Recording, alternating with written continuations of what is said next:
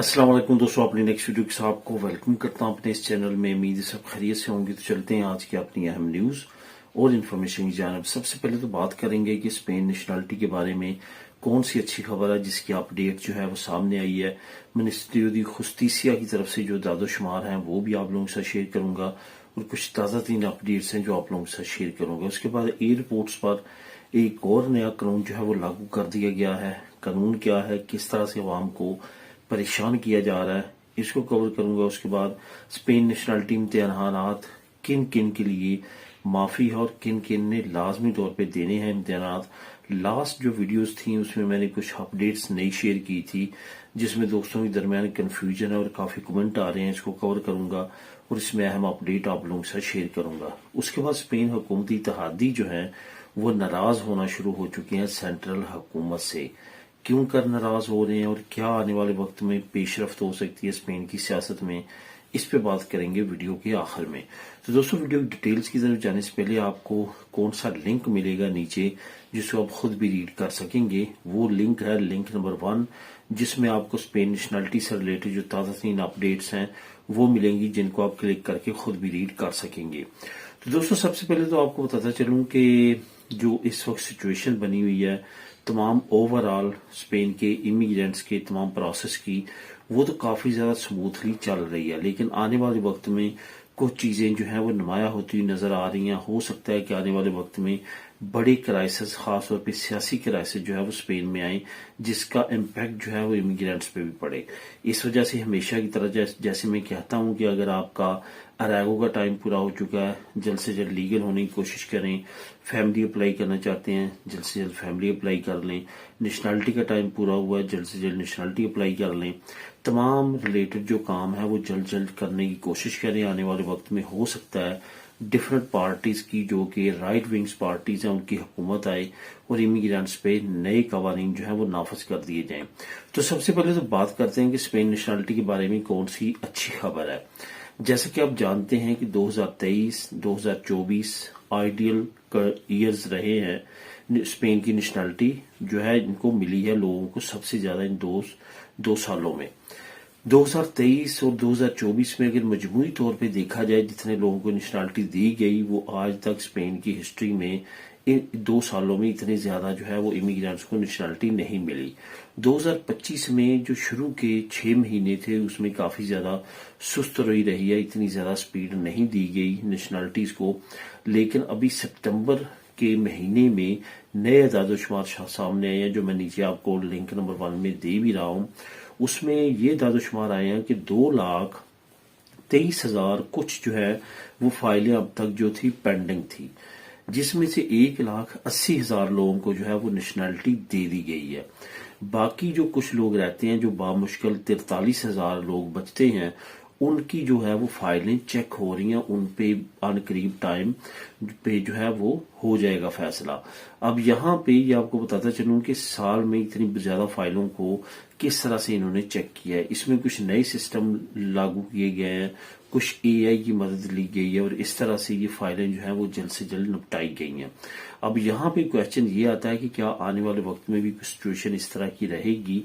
ये तमाम चीजें डिपेंड करती हैं इस हुकूमत पे। अगर ये हुकूमत लॉन्ग टर्म चलती है, अपनी टर्म पूरी करती है, तो लाजमी तौर पे इस तरह की सिचुएशन होगी और नेशनलिटीज मिलती रहेंगी और बाकी जो इमिग्रेशन के मामला है वो भी आसानी के साथ चलते रहेंगे। लेकिन अगर ये हुकूमत रुक जाती है या इसकी इत्तेहादी जो है इसको छोड़ देते हैं तो फिर इसको जो है वो वोट ऑफ इत्तेमाद जो है, जो वोट ऑफ कॉन्फिडेंस भी कहलाता है पार्लियामेंट में, वो लेना होगा। और वहां पे अगर इनका वोट बैंक कम हो गया तो जो दूसरी पार्टी होगी जिसका वोट बैंक ज्यादा होगा तो वो हुकूमत बना सकेगी।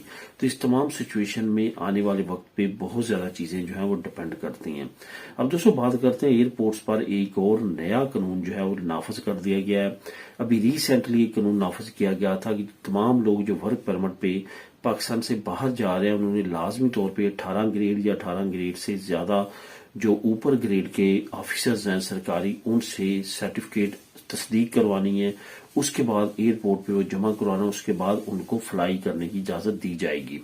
अभी रिसेंटली ओवरसीज पाकिस्तानियों की जो मिनिस्ट्री है, जो हसैन सालक जिसके जो मिनिस्टर हैं, उन्होंने جو ہے وہ کافی سخت ایکشن لیا ہے اس قانون پہ، اور ایف آئی اے کو خبردار کیا کہ آپ بلا وجہ جو ہیں وہ اوورسیز پاکستانیوں کو تنگ کر رہے ہیں۔ اس تمام سچویشن میں جو اس وقت ڈائریکٹر ہیں لیڈی، انہوں نے بریفنگ دی ہے اوورسیز پاکستانیوں کے جو منسٹر ہیں ان کو، اور اوورسیز پاکستانیوں کے منسٹر نے کہا ہے کہ ہمیں یہ خبر ملی ہے کہ بہت سارے لوگ جن کے پاس سرٹیفکیٹ بھی تھا اور باقی تمام ڈاکومنٹ بھی تھے ان کو بھی آف لوڈ کیا گیا ہے، جو کہ بالکل برداشت نہیں کیا جائے گا، اور یہ بھی کہا گیا ہے کہ یہ سرٹیفکیٹ کو فوراً بند کیا جائے۔ فی الحال اس پہ بندی لگا دی گئی ہے اور اب یہ سرٹیفکیٹ نہیں مانگے جا رہے، لیکن ایک نئی چیز جو ہے وہ سامنے آئی ہے، جو کہ ایک نئے طریقے سے تنگ کرنا لوگوں کو شروع کیا گیا ہے اور بہت سارے لوگوں کو آف لوڈ کیا گیا ہے۔ جیسے کہ آپ سنتے ہیں کہ مختلف سیاستدان کہتے ہیں کہ ہمارے گرین پاسپورٹ کی ہم ویلیو بنائیں گے اور گرین پاسپورٹ کو پوری دنیا میں عزت دلوائیں گے، لیکن سچویشن یہاں تک پہنچ چکی ہے کہ اپنے ملک کے اندر ہی گرین پاسپورٹ کی اب جو عزت ہو رہی ہے وہ میں ابھی آپ کو بتاتا ہوں۔ جو کراچی ایئرپورٹ ہے، جو کہ پاکستان کا سب سے بڑا ایئرپورٹ ہے اور سب سے زیادہ مصروف ایئرپورٹ ہے، جو پنجاب سے کچھ لوگ ہیں جن کے وہاں پہ ریلیٹیو رہتے ہیں یا وہ وہاں سے فلائی کرتے ہیں، ان کو یہاں سے ٹکٹ نہیں ملتی، جو ہے وہ کم فلائٹس ہونے کی وجہ سے یہاں سے جو ہے ان ڈیٹس پہ جہاں پہ وہ جانا چاہتے ہیں، ایمرجنسی میں بعض لوگوں کو جانا پڑتا ہے، تو وہ کیا کرتے ہیں، وہ کراچی سے فلائٹ بک کروا لیتے ہیں اور وہاں پہ جا کے کراچی سے فلائی کرتے ہیں۔ اب کیا ہوا ہے کہ کراچی میں بہت سارے مسافروں کو جو پنجاب سے وہاں گئے تھے فلائی کرنے کے لیے، ان کو آف لوڈ کیا گیا، بلکہ جہاز کے اندر سے ان کو واپس اتار دیا گیا ہے۔ اس کی کیا ریزن ہے، اس کے بارے میں ابھی تک واضح طور پہ ایف آئی اے کی طرف سے ایک سٹیٹمنٹ سامنے نہیں آئی، لیکن ان لوگوں کا ایک اور نئے طریقے کے ساتھ نقصان کرنا شروع کر دیا گیا ہے۔ اس پہ بھی کافی زیادہ اوورسیز پاکستانی پریشان ہیں، وہ لوگ پریشان ہیں جو باہر جا رہے ہیں، آ رہے ہیں، اور ان تمام سچویشن میں وہ کافی زیادہ پریشان ہیں، کیونکہ جانے والوں کے ساتھ ساتھ آنے والوں کو بھی مختلف طریقوں کے ساتھ پریشان کیا جا رہا ہے۔ اب اس پہ کون ایکشن لیتا ہے، کیا ایکشن لیتا ہے، یہ آنے والے وقت میں مزید واضح ہو جائے گا، لیکن ایک نیا قانون جو ہے وہ مسلط کر دیا گیا ہے۔ آپ نے بھی احتیاط کرنی ہے، اگر آپ پنجاب سے تعلق رکھتے ہیں تو کوشش کریں پنجاب کے ہی کسی ایئرپورٹ سے جو ہے فلائی کریں، جیسے لاہور ہے، سیالکوٹ ہے، اسلام آباد ہے، ادھر جانے کی آپ کو ضرورت نہیں ہے، ورنہ آپ کو نقصان ہو سکتا ہے۔ اب دوستوں بات کرتے ہیں کہ اسپین نیشنلٹی امتحانات کن کن کو معافی ہے۔ اس پہ میں نے لاسٹ ویڈیو بنائی تھی، اور اس میں ایک نیا قانون جو دلیہ دوست نے انٹروڈیوس کیا ہے کہ 41 سال سے کم عمر کے لوگ جو ہیں ان کے لیے معافی نہیں ہے، بے شک وہ ان پڑھ ہیں، وہ لازمی طور پہ جو ان پڑھوں والا ایگزام ہے وہ دیں گے تو تبھی وہ اسپین کی نیشنلٹی اپلائی کر سکیں گے۔ اس پہ کچھ دوستوں نے یہ بھی کہا کہ ایسو کے بارے میں، جیسے کہ ایسو کے بارے میں بھی قانون یہ آ چکا ہے کہ ایسو سے اوپر جو ڈگریز کنورٹ کرواتے ہیں اپنی کنٹریز کی یہاں پہ، تو ان کے لیے بھی معافی نہیں ہے۔ ایسو جنہوں نے یہاں پہ کی ہے اور ان کے پاس ایسو کا سرٹیفکیٹ ہے، ان کے لیے معافی ہے، انہوں نے کوئی بھی کسی طرح کا بھی ایگزام نہیں دینا، نہ ہی دلیہ دوست کا اور نہ ہی CCSE کا۔ اس وجہ سے یہ بالکل کنفیوژن ذہن سے نکال دیں کہ جنہوں نے ایسو یہاں سے کیا انہوں نے ایگزام دینا، ان کو بالکل معافی ہے۔ اس کے علاوہ جو میں نے اس ویڈیو میں تمام ڈیٹیل بتائی ہے وہی ہے، اس کے علاوہ اور کئی نئی ڈیٹیل نہیں ہے، جیسے کہ مختلف دوست کمنٹ کرتے ہیں، اس میں کوئی بھی صداقت نہیں ہے۔ آخر میں دوستوں بات کرتے ہیں کہ اسپین حکومتی اتحادی ناراض ہونا کیوں شروع ہو چکے ہیں۔ اسپین کی جو اس وقت موجودہ حکومت ہے پیدرو سانچیز کی، اس نے جو ہے نہ صرف ملک کے اندر سرمایہ دارانہ اور جو آپ کو پتا ہے کہ رائٹ ونگز پارٹیز کے ساتھ جو ہے انہوں نے ٹکر لی، بلکہ یورپی یونین کے بھی بہت سارے بڑے بڑے جو اس وقت رائٹ ونگز پارٹی کے اتحادی اور حکومت بنا کے ڈفرینٹ کنٹریز میں بیٹھے ہیں، ان کے ساتھ بھی ٹکر لی، بلکہ انٹرنیشنل جو لابی ہے جس میں USA اسرائیل ہے اس کے ساتھ بھی ٹکر لی، کیونکہ آپ کو پتا ہے کہ انہوں نے فلسطین کے معاملے میں بہت زیادہ بڑھ چڑھ کے حصہ لیا اور اسرائیل کو بہت زیادہ آڑے ہاتھوں لیا، بلکہ انہوں نے یہاں تک بھی کہا کہ یورو ویژن جو میوزک ہر سال ایک کمپٹیشن ہوتا ہے اس میں بھی اسرائیل کی انٹری نہیں ہونی چاہیے۔ وہ علیحدہ بات ہے، آسٹریا اور دوسرے ممالک نے اس کی مخالفت کی، اور میرا خیال ہے کہ اسرائیل کا جو پارٹیسپیٹ ہے وہ آئے گا یورو ویژن میں۔